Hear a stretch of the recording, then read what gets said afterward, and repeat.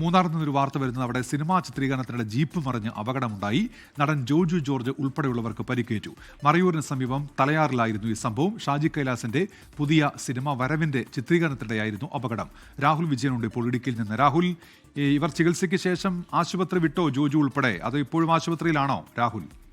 ഉന്മേഷ്, ആരുടെയും പരിക്ക് ഗുരുതരമല്ല എന്നുള്ളതാണ് ഏറ്റവും ആശ്വാസകരമായ കാര്യം. വൈകിട്ട് 5 മണിക്ക് ശേഷമാണ് ഈ അപകടം ഉണ്ടായത് എന്നുള്ളതാണ് നമുക്ക് മനസ്സിലാക്കാൻ കഴിയുന്നത്. ഷാജി കൈലാസ് ചിത്രം വരവ് എന്ന സിനിമയുടെ ചിത്രീകരണം കഴിഞ്ഞ ആഴ്ചയാണ് മൂന്നാറിൽ ആരംഭിച്ചത്. ഇതിൽ ജീപ്പുമായി ബന്ധപ്പെട്ടൊരു സീനിന്റെ ചിത്രീകരണമായിരുന്നു.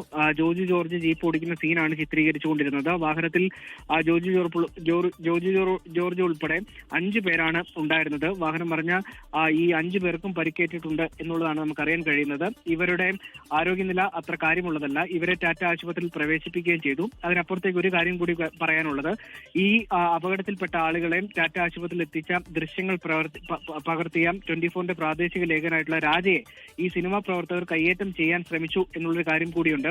അനാവശ്യമായി ദൃശ്യങ്ങൾ പകർത്തി എന്തിനാണ് ദൃശ്യങ്ങൾ പകർത്തുന്നത്, താൻ മാധ്യമ പ്രവർത്തകനാണോ എന്ന് ചോദിച്ചുകൊണ്ടായിരുന്നു ഈ രാജയ്ക്ക് നേരെ കയ്യേറ്റ ശ്രമം ഉണ്ടായത് എന്നുള്ളതാണ് നമുക്ക് മനസ്സിലാക്കാൻ കഴിയുന്നത്. അത് തീർത്തും മോശമായിട്ടുള്ള കാര്യം കൂടിയാണ്. അത്തരമൊരു സംഭവം കൂടി ഈ സിനിമാ പ്രവർത്തകരുടെ ഭാഗത്തു നിന്നുണ്ടായി എന്നുള്ളതാണ് ഈ ഘട്ടത്തിൽ കൂട്ടിച്ചേർക്കാനുള്ളത്. ലോകത്തെവിടെയായാലും ഏത് സമയത്തും 24 വാർത്തകളും ഓഗ്മെന്റഡ് റിയാലിറ്റി പാക്കേജുകളും എക്സ്പ്ലെയിനറുകളും വിശദമായി കാണാൻ ഞങ്ങളുടെ യൂട്യൂബ് ചാനൽ നിങ്ങൾക്ക് സബ്സ്ക്രൈബ് ചെയ്യാം.